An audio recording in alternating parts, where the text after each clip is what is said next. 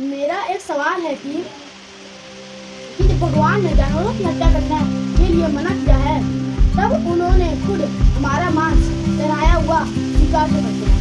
वो मांस स्वीकार नहीं करते बल्कि दुनिया वालों लोगों को लगता है कि स्वीकार करते हैं बलि के रूप में, क्योंकि उन लोगों को पता नहीं बलि असल में होता क्या है। बलि जो पहले हुआ करते थे उससे टैक्स करते थे, बलि मतलब होता टैक्स। जैसे कि आज समय में जीएसटी सुना, गुड्स एंड सर्विस टैक्स हो गया, इनकम टैक्स हो गया, वैसे पहले बलि नाम का टैक्स हुआ करता था। वो किसको देते थे? राजा को देते थे, ठीक है, राजा को। जब तुम मनुस्मृति पढ़ोगे या पुरानी कोई भी स्मृति पढ़ोगे जिसके अंदर कहानी है, उसके अंदर तुम्हें बलि करना के बारे में बताया जाएगा, बलि करना के टैक्स हुआ करता था। बाद लोग क्या किए, तो लोग कहे कि हम अपने राजा को टैक्स दे ही रहे हैं, तो क्यों ना भगवान को भी टैक्स दें, भगवान को भी कुछ चढ़ावा दें, भगवान को देने लगे, भगवान को पैसा देने लगे, भगवान को अन्न देने लगे और बहुत सारी चीज़ें दान करने लगे। भगवान ना भी केवल मंदिर या आश्रम के ध्यान करने के लोग चले, ये भी बलि के रूप में भगवान को दे रहे हैं। फिर क्या हुआ कि समझ आया कि अब धीरे धीरे लोग ना ये समझने लगते हैं कि ये कल्चर यहाँ से यहाँ तक बढ़ गया था कि बलि के रूप में लोग दूसरी चीज़ें देने लगे थे, यानी कि अन्न दे रहे हैं, फल दे रहे हैं और सोना दे रहे हैं, ऐसी चीज़ें ना। फिर क्या हुआ, जब भगवान तक बात पहुँची, फिर क्या हुआ कि लोग अपना, कई लोग बहुत ज़्यादा कोई अपना उंगली काट के चढ़ाता है, उंगली बलि दे रहे हैं, कोई अपना गला चढ़ाता है, गला चढ़ाता है। फिर क्या हुआ, आगे तो बढ़ा, तो पहले भगवान हमसे गला चढ़ाने के लिए हमसे बोले, इसका मतलब लोग को जो मानव देने लगे। फिर वहाँ से क्या हुआ, शुरू हुआ, वहाँ से शुरू हुआ बलि प्रथा। ये आज के समय में, पहले समय बलि प्रथा खत्म होता था।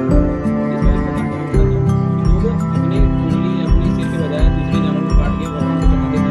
ये उम्मीद में भगवान को समझने की असल में बलि को सीख दी जाती है, जिस चीज़ को लोग बहुत प्रेम करते हैं, बहुत मानते हैं, ना कि किसी ऐसी खरीदी हुई चीज़ को जो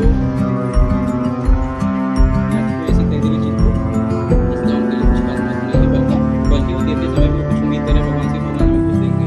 वैसे तो हाल ही में भगवान ये आया था, हाल ही में आया था, केस केस बता रहे हैं। एक लड़की ने 5 मूर्ति काट के काली माता हाँ, तो वो भी सुधर गई। वैसे वो केस मैंने सुना नहीं, क्या है क्या नहीं क्या पता नहीं, लेकिन उसके अंदर भी ये चल रहा होगा शायद।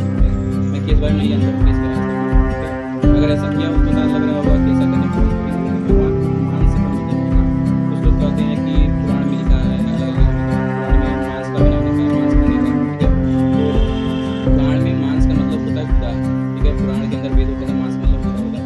जब ब्राह्मण ग्रंथ पढ़ोगे, जब वेद पढ़ोगे, उसके अंदर देखोगे, उसमें उसके अंदर मेंशन होगा ये चीज़ें कि हम लोग आम के फल के अंदर का मांस जो होता है वो खाते हैं, जो हम लोग के लिए अंदर बहुत फायदेमंद होता है। ये सब ऐसे बोला गया वहाँ। तो आम का फल का मांस क्या होता है? गुदा।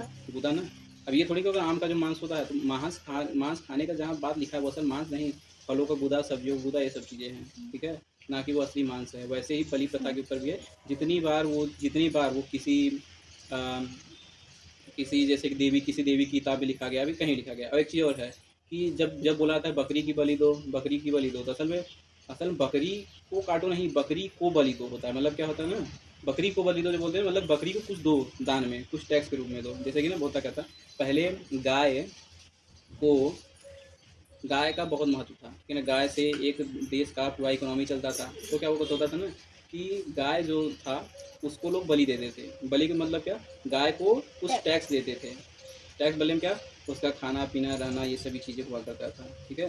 तो बलि यानी गाय को बलि देना मतलब गाय को काटना नहीं है, बकरी को बलि देना, बकरी काटना नहीं, बकरी को कुछ उसके कर्म, उसके देने के बदले उसको कुछ देना जो होता है कर के रूप में, टैक्स के रूप में, उसे कहते हैं बलि।